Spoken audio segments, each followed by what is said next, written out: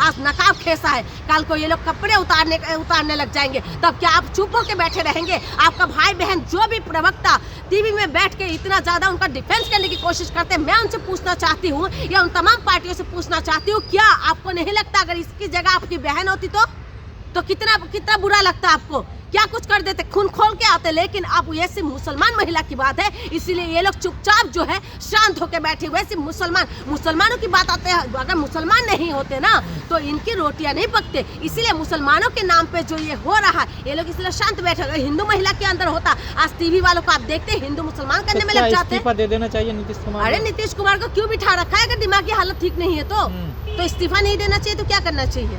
अगर हम जाति की बात करें तो अभी पिछड़े समाज से आते हैं, लेकिन उसके बाद भी बीजेपी में आते सारी क्या हुआ? संगत ने रंगत बदल दिया पूरी तरीके से। पर वो तो बड़ा महिलाओं के उत्थान के लिए काम करते हैं। महिलाओं के उत्थान के लिए अगर काम करते हैं तो उस काम के लिए मैं शाबाशी देते हैं, लेकिन महिलाओं के उत्थान का मतलब यह है कि आप नकाब खींच दोगे, आप किसी का धार्मिक भावना को आहत कर दोगे। बीजेपी का भी कोई इस पे मतलब स्टैंड के लिए क्यों स्टैंड आएगा? वही बीजेपी है ना, महिलाओं के सम्मान में भाजपा मैदान में जो कहते हैं वही बीजेपी है ना, जिन्होंने महिला सम्मान महिला सशक्तिकरण की बात करते हैं। उसके बाद आप कहते हैं कि महिला के इन्हीं के राज्य के अंदर महिलाओं को नंगा करके घुमाए, तब इनके मुंह पे इनकी जो है जुबान पे एक शब्द नहीं है। उसके बाद आपको लगता है नीतीश कुमार की बातों में बोलेंगे? ये तो नकाब खेसा है ना, मणिपुर के अंदर तो इन्हीं की पुलिस की जिप्सी से महिला को खेस के निकाल के नंगा करके घुमा दिया, तब इनकी आवाज नहीं निकली। और आपको लगता है अंकिता भंडारी को आज तक इंसाफ नहीं मिला है, तो आपको लगता है जहाँ पर उत्तराखंड के अंदर इन्हीं की सरकार है, मणिपुर के अंदर इनकी सरकार है, यूपी के अंदर इनकी सरकार है, वहाँ पर हाथरस जैसे बेटी को रातों रात जला दिया जाता है, और जो है बलात्कारियों को फूलमाला से स्वागत करते हैं। गुजरात के अंदर बिल्किस बानो की जैसे जो है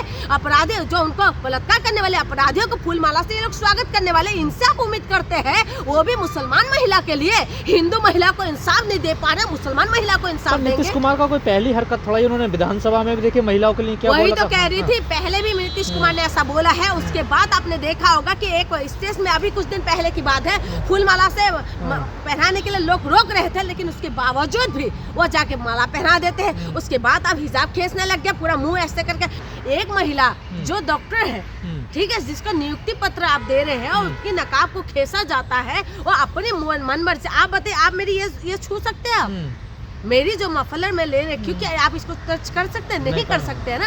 तो किसी का अगर पल्ला है, दुपट्टा है या अपना वो पहना हुआ है, उसको आप कैसे खींच सकते हैं? तो अपराध है ना। ये अपराध किया है नीतीश कुमार जी ने। उन्होंने माफीनामा की जगह उन लोगों ने मीडिया को बैन कर दिया है। अब उन्हीं की जो प्रोग्राम है मीडिया को बैन कर दिया, लेकिन उनको माफी मांगना चाहिए। सबसे बड़ी बात है कि ये जो है इनको इस चीजों से बिल्कुल ही माफी तो छोड़ दीजिए। अब तो नीतीश कुमार जी से कोई उम्मीद नहीं कर सकते। गलत नजरिए से ना देखे, वो अभिभावक की तरह है, देखे ना अभिभावक। सबको अभिभावक बना लिया जाए, सबको बना दे।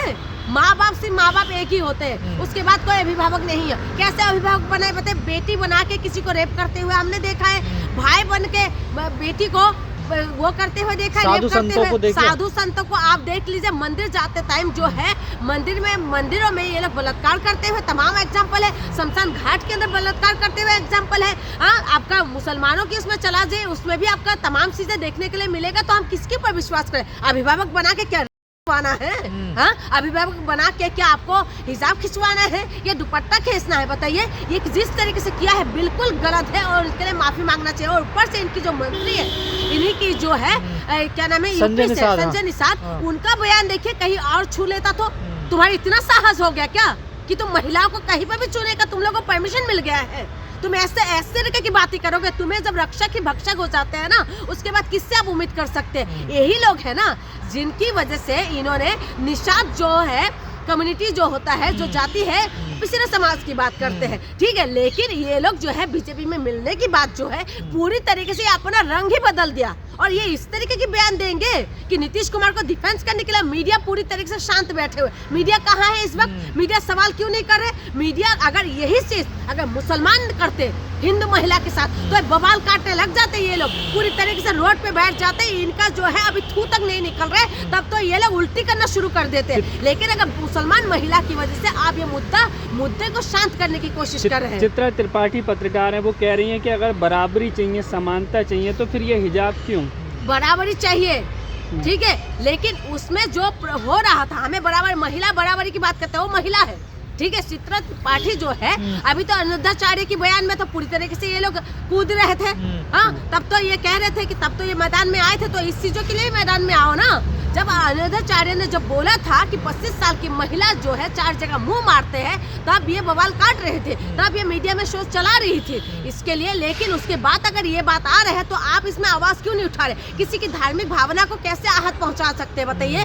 अगर हम बराबरी की बात करते हैं तो बराबरी का बात मतलब ये है कि कोई भी आके तो आपका कुछ भी कर ले, ये बराबरी की बात होता है क्या? लेडी डॉक्टर है वो बड़ी डरी सहमी है, वो कह रही है मैं नौकरी नहीं करूंगी। देखिए उनकी भावना को आप एक बात बताइए, कोई भी आके किसी का दुपट्टा खींच दे और कोई भी आके अगर आपका पल्ला इस तरीके से उठा दे तो आप बताइए क्या हो जाता है? गांव की, अगर आप गांव से आते हैं तो आपको पता होगा कि घूंघट पल्ला कितना ज्यादा मायने रखते हैं महिलाओं के लिए, खास करके वो अपने जेठ जी के सामने घूंघट नहीं उठाते, पल्ला नहीं हटने नहीं देते। लेकिन उस वक्त में अगर ऐसे चीजें अगर मुसलमान महिला अगर कर रहे हैं, उसमें आप ऐसे करना, जोर जबरदस्ती खींच देना, ये सिर्फ बिल्कुल ही गलत है। उसके लिए माफी मांगना चाहिए नीतीश कुमार जी को। लेकिन नीतीश कुमार आप कह रहे हैं कि दिमागी हालत ठीक नहीं, दिमागी हालत ठीक नहीं तो मुख्यमंत्री क्यों बन के बैठे हुए? सबसे बड़ी बात यह है ना, उम्र हो रही है उनकी, उम्र हो रहा है तो इसका मतलब कुछ भी हरकतें करते रहेंगे। महिलाओं को तो खिलौना समझा है इन लोगों ने, महिलाओं को पूरी तरीके से ये लोग जो है एक चीज समझा हुआ है कि किसी भी तरह कोई भी आके कुछ भी छू ले। जिस तरीके से यूपी का मंत्री का बयान आ गया कि कहीं और जगह तो नहीं छुआ, तुम लोगों को जो है रक्षा करने के लिए बिठाया है, ये नहीं कि तुम लोग जो रक्षा के नाम पे महिलाओं के साथ गलत चीजें करेंगे। ये तो उस चीजों का बढ़ावा दे रहे हैं ना। ऐसे रेप होते तो इन लोगों का जैसे सांप सूंघ जाते, इन लोगों को मुंह से आवाज नहीं निकलते। ऐसे मणिपुर के अंदर हुआ तो ये लोगों का आवाज नहीं निकले। तो इसीलिए मैं कह रही हूँ, कभी नकाब को खींचा जाता है, कभी महिला को नंगा करके घुमाया जाता है, कभी महिला को मार दिया जाता है, कभी महिला को रातों रात जला दिया जाता है, लेकिन उसके बाद भी इनकी मुंह से आवाज नहीं निकलते। और उसके बाद जब ये सवाल उठते हैं तो अब ये कहते हैं कि नकाब ही तो खींचा है। शोर शराबा नहीं आवाज आ रहे होंगे, आप लोगों को देखा होगा, क्योंकि ज्यादा शोर इसलिए नहीं करे क्योंकि नीतीश कुमार के विरोध में बोलने के लिए इनको डर लगते हैं। कहीं ना कहीं नीतीश, इनको मन में ये है विपक्षी पार्टियों का, नीतीश कुमार थोड़ा सा बीजेपी से साइड हो जाए तो हम लोग सरकार बना ले, तो इनके दिमाग में ये चीज है। लेकिन इस मुद्दे को मुद्दा बनाना चाहिए क्योंकि महिला सुरक्षा की बर्बाद। कुछ लोग कह रहे हैं साफ तौर पर ये जो है सार्वजनिक रूप से छेड़छाड़ का मामला बनता है, महिला हरेसमेंट का मामला बनता है। एक बात बताइए, आप क्या उम्मीद कर सकते हैं जब कहते हैं महिलाओं के जो है अभी एक फैसला आया था कि महिलाओं को अगर छेड़ देना या टच कर देना वो भी वो नहीं है, रेप में नहीं आएगा, नहीं आते। तो आप बताइए ना, नाड़ा खोलना रेप में नहीं आएगा। हाँ बताइए, अगर नाड़ा खोल दे तो वो भी रेप में नहीं आते। तो इसके बाद आपको उम्मीद करते हैं कि महिला को सम्मान मिलने वाला है इस देश के अंदर?